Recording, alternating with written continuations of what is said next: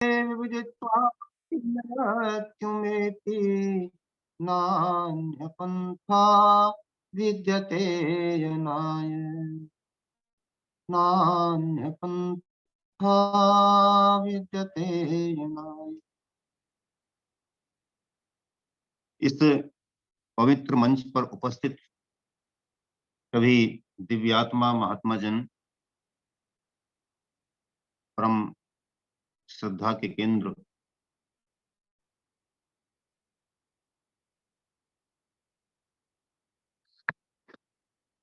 मुनि जी, श्रद्धेय डॉक्टर व्यासनंदन जी, श्रद्धेय डॉक्टर वेद प्रकाश शर्मा जी, श्रद्धेय अनिल नरुला जी, और मेरे से पूर्व में वक्ता रहे आचार्य संजय शास्त्री जी, संजय सत्यार्थी जी, श्रद्धेया माता जी आर्य चंद्रकांता क्रांति जी, मंच पर सभी उपस्थित दिव्यजन और इस कार्यक्रम के आयोजक संयोजक, हम सबके लिए सम्माननीय आदरणीय मेरे परम स्नेही अनुज लखनलाल आर्य जी, बहुत अच्छा विषय प्रतिदिन की भांति आज भी लिया गया है और हम बहुत ही अच्छे विचारों को आदरणीय सत्यार्थी जी के माध्यम से यहाँ पर श्रवण कर रहे थे। बड़े अच्छे अच्छे विचार मोतियों को लाकर के उन्होंने हमारे समक्ष प्रस्तुत किया, बिखेरा। अच्छा लगा। मुझे भी आदेशित किया गया है कि कुछ समय मैं भी कुछ अपने विचार रखूं। स्वामी श्रद्धानंद जी का जो विषय है ये इतना विस्तृत और विशद है कि इसको बहुत संक्षेप में ला करके रखा नहीं जा सकता। जिन्होंने मोटे मोटे ग्रंथ अपने आप लिख दिए हैं, उनके विचारों को हम यहाँ पर कितनी देर में प्रस्तुत कर सकते हैं, लेकिन फिर भी समय की मर्यादाओं का ध्यान रखते हुए चीजों को संक्षेप में प्रस्तुत किया जाता है। मैं भी उसी तरीके से प्रस्तुत करने का प्रयास करूंगा। हमारे स्वामी श्रद्धानंद जी को समझने के लिए आर्य समाज की विचारधारा को समझना होगा और आर्य समाज की विचारधारा को समझने के लिए वैदिक विचारधारा को समझना होगा। जो वेद ने कहा वो आर्य समाज ने अपनाया और जो आर्य समाज ने कहा वो स्वामी श्रद्धानंद जी जैसे दिव्य पुरुषों ने अपनाया और उसी से ये देश आजाद हुआ, इसमें कोई दो मत नहीं। जब यजुर्वेद ये डिंडिम घोष करता है कि यत्र ब्रह्म च क्षत्रम च समयंचौ चरतः स, और जब यजुर्वेद में ही राष्ट्र की पूरी एक परिकल्पना करते हुए उसका चित्रण किया गया है, तो ये सारी चीजें जो हमको स्पष्ट करती हैं वो बताती हैं कि हमारे यहाँ पर राष्ट्र का अस्तित्व पहले से था। इस पर बहुत सारे विचार पूर्व में रखे जा चुके हैं, प्रस्तुत किए जा चुके हैं। प्रसंगवाज बस आज एक बात रख रहा हूँ। स्वामी श्रद्धानंद जी की बात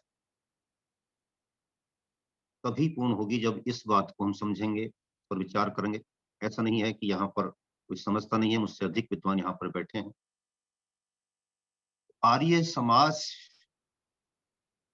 या आर्य चिंतन धारा या वैदिक चिंतन धारा में जो चिंतन प्रस्तुत किया जाता है, अन्यायपूर्ण अधर्म का नाश हो, अन्यायपूर्ण धर्म का नाश हो और न्यायपूर्ण धर्म का स्थापन हो, उसका महिमा मंडन हो, ये हमारा राष्ट्रीय संस्कार है, राष्ट्रीय चिंतन है। इसी चिंतन के आधार पर हम राष्ट्र हैं और प्राचीन काल से हैं, रहे हैं। कांग्रेस ने कहा कि हम राष्ट्र निर्माण करते हैं, दूसरों ने कहा कि आपके पास राष्ट्र है ही नहीं। कम्युनिस्टों ने कहा, अंग्रेजों ने कहा, मुसलमानों ने कहा। आर्य समाज ने कहा कि हम राष्ट्रोद्धार करते हैं, राष्ट्रोत्थान करते हैं।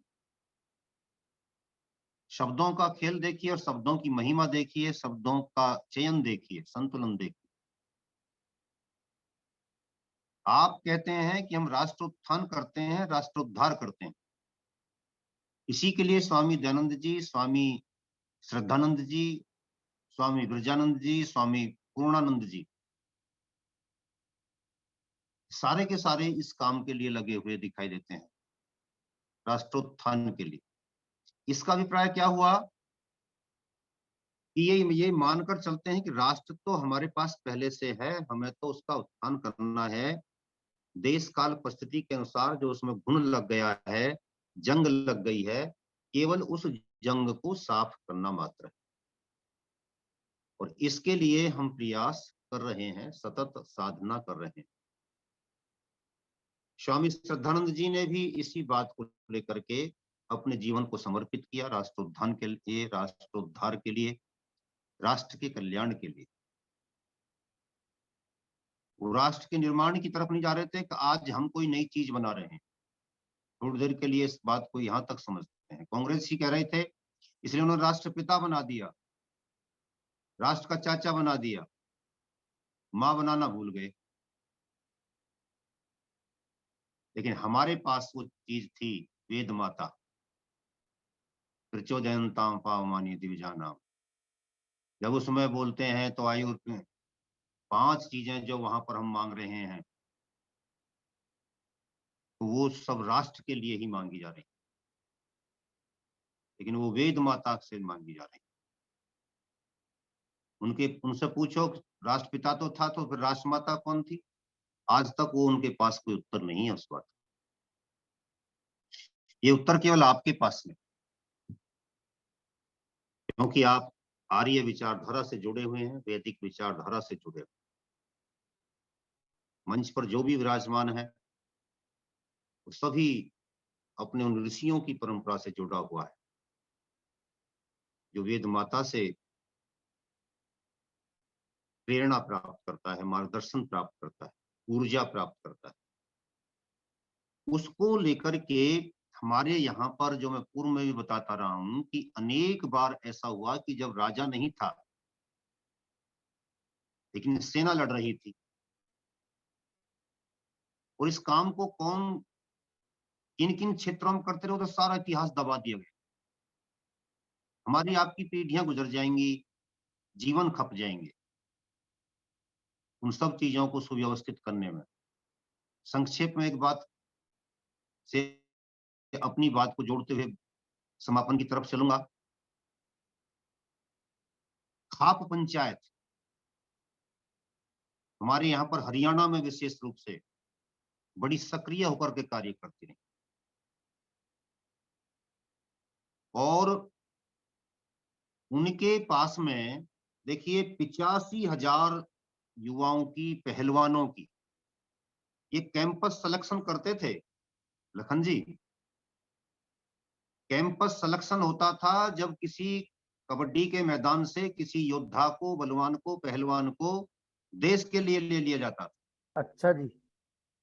और वहां से लेकर के फिर कहा जाता था, कब तुम चलो और उस फौज में काम करो जो देश के लिए काम कर रही है। ऐसे पहलवानों की 75,000 पहलवानों की सेना, और उसके लिए हमारे पास में अनेक सन्यासीगण, और उन सन्यासियों का उस समय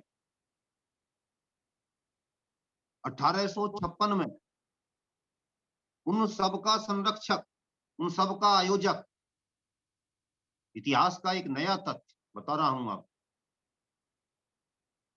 स्वामी ब्रजानंद जी महाराज 85,000 पहलवान देश की आजादी के लिए काम करते थे और 1856 में जब मथुरा में एक बड़ा आयोजन देश की आजादी के लिए किया गया, तो उसमें उन पहलवानों की बड़ी फौज वहां पर इकट्ठी हुई थी। उर्दू के पत्र का एक संवाददाता मीरासी ने उसका संवाद लिखा था और वो कहते हैं कि वहां पर एक पालकी में बैठ करके एक वृद्ध सन्यासी आया और उसने किस प्रकार से वहां पर अपनी तकरीर की, भाषण किया, हिंदू मुस्लिम एकता पर बल दिया और विदेशी हमलावरों के यहां से विदा करने का आह्वान किया। उनके भाषण को उन्होंने बड़े संजीदगी के साथ प्रो करके प्रस्तुत किया। उनके द्वारा उस सभा की अध्यक्षता की जा रही थी और उस अध्यक्षता के नाते उन्होंने जो वहां पर आह्वान किया था, उससे देश के राजाओं तक में हड़कंप मच गया। सबके भीतर चेतना जागृत, झंकृत हो उठी थी। आर्य मर्यादा के संपादक जगदेव सिंह सिद्धांती जी ने उस भाषण को अक्षर से अपने पत्र में छापा, जिससे आज भी सुनकर के लगता है कि आर्य विचारधारा के लोग, आर्य विचारधारा के सन्यासीगण किस प्रकार से देश जागरण का कार्य कर रहे थे, राष्ट्र जागरण का कार्य कर रहे थे। 31 साल के उस समय स्वामी दयानंद जी थे। उन्होंने उस चीज को वहां से लिया, पकड़ा और वो लेकर के फिर उसको आगे बढ़े। एक तरीके से देखा जाए तो स्वामी ब्रजानंद जी के पौत्र स्वामी श्रद्धानंद जी थे, मानस पुत्र के रूप में। तो वो अपनी उस मूल विचारधारा से बाहर कैसे जा सकते थे? इसलिए उनका भी चिंतन इसी विचारधारा के इर्द गिर्द घूमता रहा और इसी को उन्होंने मजबूती के साथ उठाया। आचार्य सत्यप्रिय शास्त्री जी ने भी अपनी पुस्तक के 174 से 176 पृष्ठ संख्या पर इन सारी घटनाओं का वर्णन बड़ी प्रमुखता से किया। बताया है कि किस प्रकार से उस समय जब हम आजादी की तैयारी कर रहे थे, क्रांतिकारी आंदोलन के लिए भूमि तैयार हो रही थी, तो महर्षि दयानंद जी के आर्य समाज से पूर्व ब्रजानंद जी ने किस प्रकार से उस भूमिका को तैयार कर दिया था। अब जिसका दादा इस तरीके का हो तो पोता तो उस रास्ते पर चलेगा ही चलेगा। तो स्वामी श्रद्धानंद जी महाराज ने भी उसी रास्ते को पकड़ा। स्वामी ब्रजानंद जी के बारे में वेदानंद जी ने जो लिखा है ब्रजानंद चरित, उसमें वो लिखते हैं कि इनका चिंतन दो बातों पर केंद्रित होता था। भारत दुर्दशा के संदर्भ में, विशेष रूप से भारत की दुर्दशा क्यों हो रही है, जब वो इसको स्पष्ट करते थे तो कहते थे कि अनार्य ग्रंथों का पठन पाठन, राजाओं तक को बताते थे, अनार्य ग्रंथों का पठन पाठन और विदेशी राज्य, ये दो कारण ऐसे प्रमुख हैं जो हमारे देश की दुर्दशा का प्रमुख कारण है। इसी बात को आगे बढ़ाते हुए स्वामी दयानंद जी ने कार्य किया और जब शुद्धि चल रही थी या घर वापसी हो रही थी या विदेशी आक्रमणकारी शासकों को यहां से भगाने की रणनीति क्रांतिकारी उपायों के माध्यम से तैयार की जा रही थी, तो समझिए कि वो भी कार्य स्वामी श्रद्धानंद जी के माध्यम से इसी दिशा में हो रहा था और इसी दिशा में वह कार्य आगे तक होता भी रहा। 1926 में जब उनकी हत्या की गई स्वामी श्रद्धानंद जी की, तो उनके बेटे इंद्रविद्या वाचस्पति जी ने लिखा है कि उनके अंतिम संस्कार में 2.5 लाख लोग उपस्थित थे। 2.5 लाख की बड़ी संख्या उस समय उनके अंतिम संस्कार में सम्मिलित हुई थी। और तब हुई थी कि जब अंग्रेजों ने जाने की मनाही कर दी थी। इसके उपरांत भी लोग रुके नहीं थे। इससे पता चलता है कि उनकी लोकप्रियता किस स्थिति तक थी। उन्हीं के बेटे जिनके बारे में सत्यार्थी जी अभी बता रहे थे, हरिश्चंद्र जी, उनकी शक्ल हिटलर से मिलती थी और विदेशों में जाकर के वो भारतीय क्रांति की विचारधारा का प्रचार प्रसार कर रहे थे। तो वहां पे जाकर के उन्होंने क्रांति की जिस भूमिका को तैयार किया था, उसको उन्होंने सुभाष चंद्र बोस से भी पहले जाकर के हिटलर के माध्यम से भी तैयार करने में अपनी अग्रणी भूमिका निभाई थी। वहां रहकर के धन भी एकत्र किया था। और नीरा आर्या जी लिखती हैं कि जिस समय नेताजी सुभाष चंद्र बोस हिटलर से मिलने के लिए गए थे, तो उनके डमी हिटलर के रूप में हरिश्चंद्र जी भी आए थे।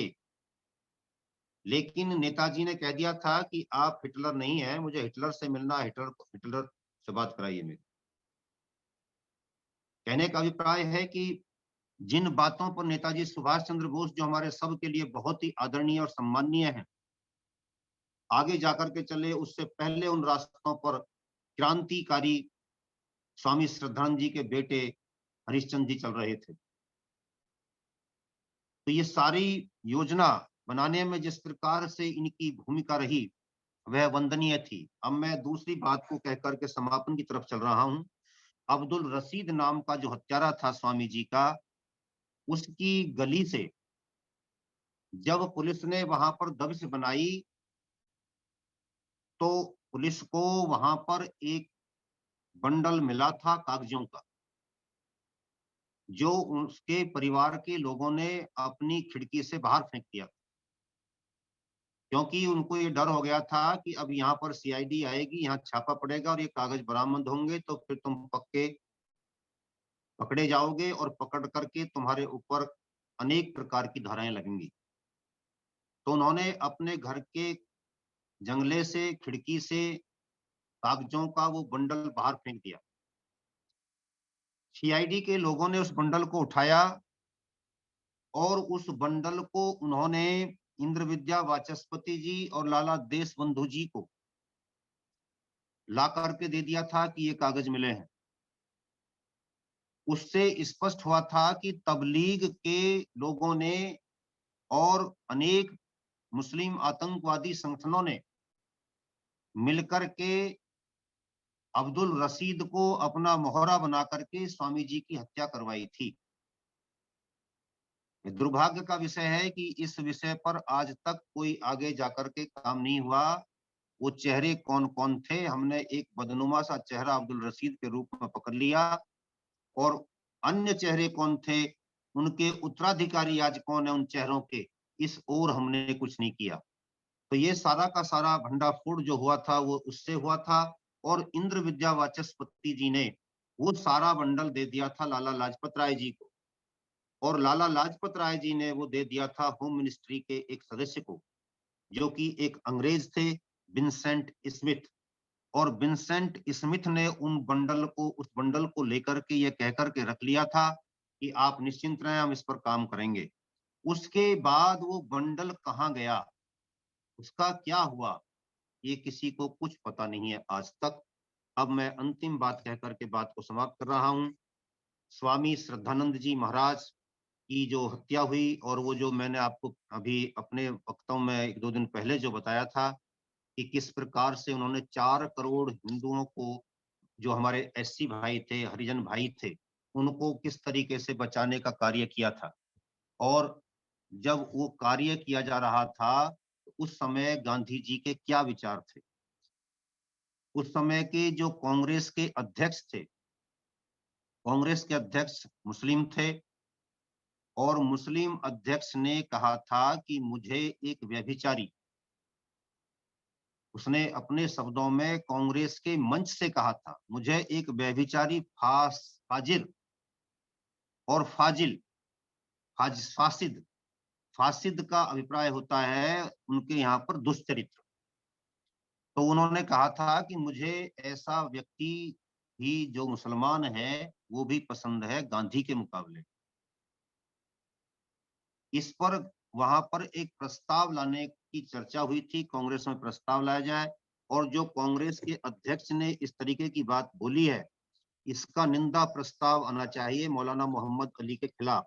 लेकिन गांधी जी ने उस तरीके के प्रस्ताव का अपने आप विरोध किया था और वो प्रस्ताव नहीं आने दिया था, जबकि स्वामी श्रद्धानंद जी जैसे लोग इस बात के पक्षधर थे। तो इस तरीके से गांधी ने वहीं से मुसलमानों को बढ़ावा देना आरंभ किया और उस प्रस्ताव को उन्होंने गिर जाने दिया। महावीर त्यागी जी जो बाद में जाकर के सांसद भी बने थे, उन्होंने अपनी पुस्तक में इस बात का उल्लेख करते हुए लिखा है कि मैंने भी गांधी जी से कहा था कि आप इस प्रस्ताव को आने दीजिए, लेकिन गांधी जी ने कह दिया था कि इस प्रस्ताव को नहीं लाने दिया जाएगा, आप बता सकते हैं कि इसके पक्ष में कितने लोग आएंगे? तो महावीर त्यागी जी ने कहा था कि 2 लोग तो आएंगे, लेकिन प्रस्ताव आएगा और इतिहास में दर्ज होगा। उन्होंने कहा कि इससे हिंदू मुस्लिम एकता भंग हो जाएगी, गांधी जी ने कहा। इस प्रकार की दोगली बातों से वो प्रस्ताव आने से रुक गया। लेकिन स्वामी श्रद्धानंद जी जैसे लोगों के हाथों में यदि कमान होती तो निश्चित रूप से ऐसे प्रस्ताव, पहली बात तो ये बोलने का साहस नहीं होता, और यदि होता तो ये प्रस्ताव आते और बहुमत से प्रस्ताव पारित होते और उस कांग्रेस के अध्यक्ष को, मौलाना मोहम्मद अली को, बाहर का रास्ता दिखाया जाता। ऐसे लोगों के कारण ही सांस्कृतिक राष्ट्रवाद प्रबल होता है। सांस्कृतिक राष्ट्रवाद की कमजोरी होती है गांधीवाद, और सांस्कृतिक राष्ट्रवाद की मजबूती होती है श्रद्धानंदवाद। अपने श्रद्धानंदवाद को पकड़ना हम सब आर्यों के लिए समय की आवश्यकता है। मेरा समय पूर्ण हो गया है। इन्हीं शब्दों के साथ वाणी को विराम देता हूँ। ओम शम। बहुत बहुत आभार सम्मानित आचार्य संजय सत्यार्थी जी और डॉक्टर राकेश कुमार जी, जो हमारे सुप्रसिद्ध इतिहासकार हैं, और हमारे डॉक्टर व्यासचंद्र शास्त्री जी। तीनों पुण्यात्माओं ने अपने अपने उद्बोधन के द्वारा हम सभी को उस पुण्यात्मा अमरतात्मा स्वामी सत्यानंद जी के जीवन चरित्र के बारे में हम सभी को बताया। आइए मैं निवेदन करूंगा सम्मानित वेद प्रकाश शर्मा जी 2 शब्द।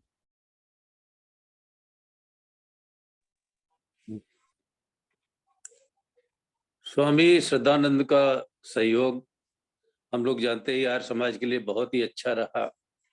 आर्य समाजियों को उस पर चलना चाहिए। उन्होंने शुद्धि आंदोलन किया, कई मुसलमानों और अन्य ईसाइयों को उन्होंने हिंदू धर्म में वापस लाए।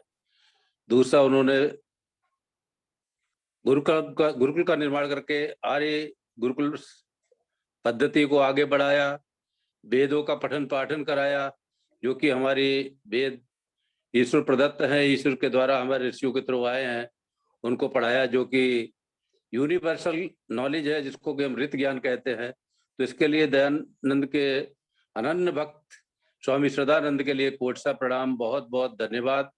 साथ ही संजय सत्यार्थी और माननीय डॉक्टर राकेश आर्य जी बहुत ही अच्छा उद्बोधन देते हैं, दोनों के लिए कोट सा प्रणाम, धन्यवाद। और इसी तरह से हम लोगों का उद्बोधन देते रहेंगे समय समय पर। प्रेम सचदेवा जी, राम सेवक निरंजन जी आप भी आ जाइए। प्रेम सचदेवा जी। ओम आपको सादर नमस्ते, और हमारे सत्यार्थी जी और राकेश जी, आपको भी सादर प्रणाम। आपके उद्बोधन से एक नई ऊर्जा मिलती है, वो हमें आज मिली। और मैं भी स्वामी श्रद्धानंद जी के प्रति अपनी श्रद्धांजलि अर्पित करता हूं, और उन जो आज हमें बताया गया उनसे कुछ न कुछ प्रेरणा लेके और आगे बढ़ेंगे, ऐसा मेरा आश्वासन है। धन्यवाद जी। राम सेवक निरंजन जी, राघवेंद्र सिंह सिमरिया बड़े भाई, राम सेवक निरंजन जी, राघवेंद्र सिंह सिमरिया। चलिए नरूला जी, इसके बाद माता चंद्रकांता जी तैयार रहे। आदरणीय संजय सत्यार्थी जी, डॉक्टर राकेश आर्य जी, वेद प्रकाश शर्मा जी, लखन जी, बहन चंद्रकांता जी, सबको सादर प्रणाम और सबको सादर। आपने डॉक्टर राकेश जी ने परसों, कल और आज जो व्याख्यान दिया और संजय सत्यार्थी जी ने सदानंद जी के बारे में जो बताया वो तो वास्तव में प्रेरणादायक है ही। और उसके अलावा डॉक्टर राकेश आर्य जी ने कल, परसों और आज जो महात्मा गांधी के बारे में एक किस्म से मैं तो समझता हूँ महात्मा बम का इन्होंने विस्फोट किया, वो वास्तव में ही चौंकाने वाला है। किस टाइप के इन्होंने तथ्य प्रस्तुत किए। और उसके बाद कल इन्होंने ईसा मसीह के बारे में जो सारे संसार में गुब्बारा उड़ाया जा रहा है, उस गुब्बारे को इन्होंने फोड़ा। वो भी अत्यंत प्रभावकारी और बहुत ही प्रेरणादायक है, जिससे हम इस प्रकार की चीजों का, इस प्रकार के तथ्यों का हमें पता चलता है। वास्तव में ही डॉक्टर राकेश आर्य जी का ज्ञान जो है उसको तो बहुत बहुत नमन है। और साथ ही मैं आदिति बेटी का धन्यवाद और बधाई दूंगा, जिन्होंने आज इतना सुंदर कार्यक्रम वहां प्रस्तुत किया, जहाँ पर विनोद बंसल जी और उनकी पत्नी विनेश बंसल जी विद्यमान थी। बहुत बहुत आशीर्वाद और बहुत बहुत बधाई। बहुत बहुत आभार नरुला जी। और हम बताना भूल गए हैं कि इस बेटी के गीत पर हमारे डॉक्टर व्यासचंद्रन शास्त्री जी ने बेटी को दूध पीने के लिए 1100 रुपए की धनराशि प्राप्त करा दी है। वेरी गुड, बहुत बढ़िया। आइए माता चंद्रकांता जी। सबसे पहले करतल ध्वनि से बेटिया के लिए आशीर्वाद।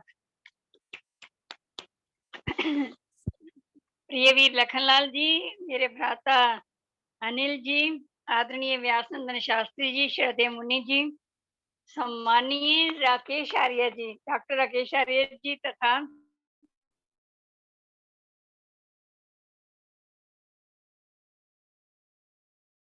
आज के मुख्य वक्ता आर्य उत्तम उद्बोधन शरदानंद जी के बारे में। काफी दिनों से इन्हीं के बारे में हम सुन रहे हैं, व्हाट्सएप पर भी पढ़ रहे हैं। और राकेश आर्य जी तो बड़ी गहरी परतें खोलते हैं, जिनको जो हमसे बहुत दूर होती है। बड़ा आनंद आता है इनका उद्बोधन सुनकर। परमात्मा इनको और शक्ति दे, दीर्घायु दे, ताकि ये इतिहास लेखन में समग्र होकर उन्नति करके आगे अग्रसर बने और सच्चा इतिहास लिखने में सहयोगी बने। आनंद सत्यार्थी जी ने भी हमारे शरदानंद जी के बारे में बहुत उत्तम उद्बोधन दिया, उनके संस्मरण बताए, उनकी लेखनी तथा उनके संकल्प, दृढ़ निष्ठा ही उन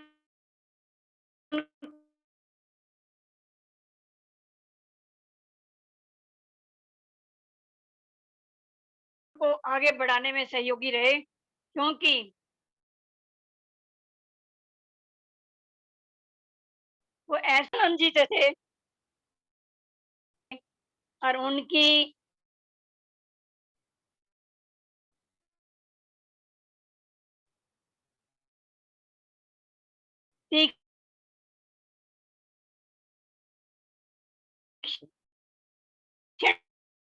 राम सेवक निरंजन जी,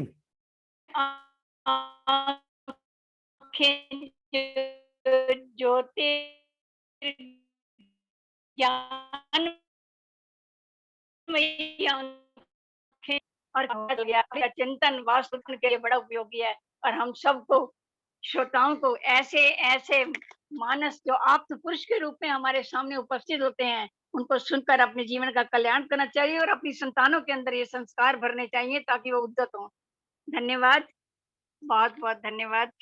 और हमारे जो आचार्य भवदेव शास्त्री जी हैं, वो उपनिषद कथा लेकर के बहुत जल्दी आपके बीच में आएंगे। तो ढोलक वादक के लिए एडवांस 500 रुपये की धनराशि हमारे नरुला जी और व्यासचंद्र शास्त्री जी ने भिजवा दी है। बहुत बहुत धन्यवाद।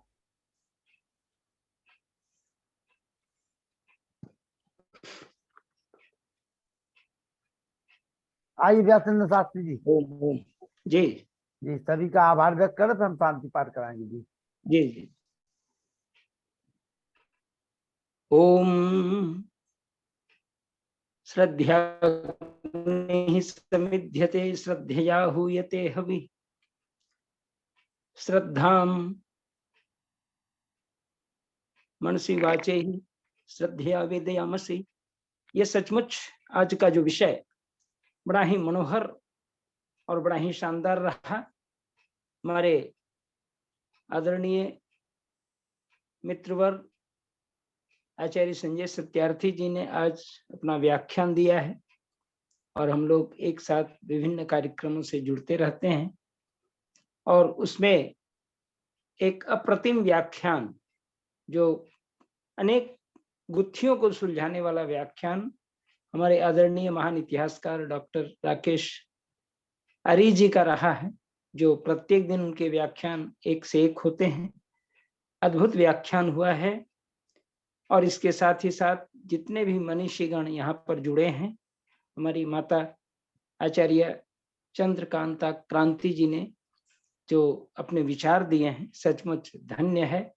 और इस संपूर्ण कार्यक्रम के सूत्रधार हमारे आदरणीय लखनलाल आर्य जी हैं, जिन्होंने सबको एक माला के समान पिरो करके हम लोग के सामने उपस्थित किया है और विद्वानों को पहना देते हैं। ये उनकी बहुत बड़ी खासियत है। सचमुच सभी विद्वानों के प्रति आभार और धन्यवाद करते हुए अपनी वाणी को विराम देता हूँ। ओम शांति शांति। आइए शांति पाठ। शांति अंतरिक्षगम शांति पृथ्वी शांति रापा शांति हृदय शांति वनस्पतय शांति विश्व देव शांति ब्रह्म शांति सर्वम शांति शांति देव शांति श्याम शांति रेरि ओम शांति शांति शांति। जो बोले सोबे सत्य सनातन वैदिक धर्म की जय। गुरु गजानंद की जय। महर्षि दयानंद की जय। मर्यादा पुरुषोत्तम श्री रामचंद्र की जय।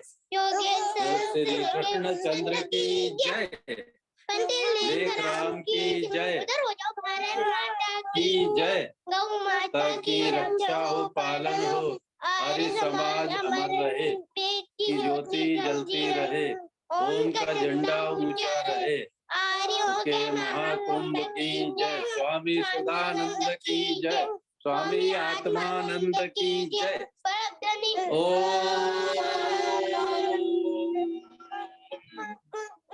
वैदिक अभिवादन सबको नमस्ते जी। ओम सर्वेभ्यो नमः। नमस्ते बच्चों। नमस्ते आशीर्वाद नमस्ते नमस्ते भाई जी। साहब।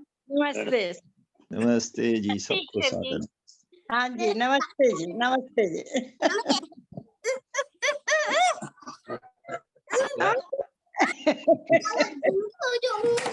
राजेश्वर जी हैदराबाद नमस्ते। नमस्ते जी सभी।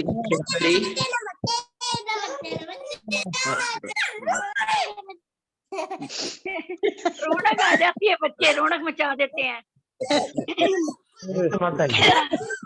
नमस्ते राजेश्वर जी। नमस्ते लाखन भैया, नमस्ते। नमस्ते बेटा। नमस्ते नमस्ते शर्मा जी। नमस्ते मेरे बेटे। नमस्ते नमस्ते नमस्ते। चलिए कल जो ये गुरुकुल खेड़ा खोट के जो हमारे सुधांशु जी है, उनका कार्यक्रम रहेगा लगातार। मेरी नमस्ते भी ले लो। हाँ जी नमस्ते। हाँ एस के मल्होत्रा जी, आप एस के मल्होत्रा जी, डेली सब लोगों ने आपकी नमस्ते स्वीकार है। हाँ, मेरा कभी कभी खोल दिया करो, हम भी बोल दिया करेंगे थोड़ा बहुत। आप वीडियो खोल दिया करें तब पता चलता है। जैसे सब लोग वीडियो खोल करके सामने आते हैं ना, जो बोलते हैं वो सामने आ जाते हैं।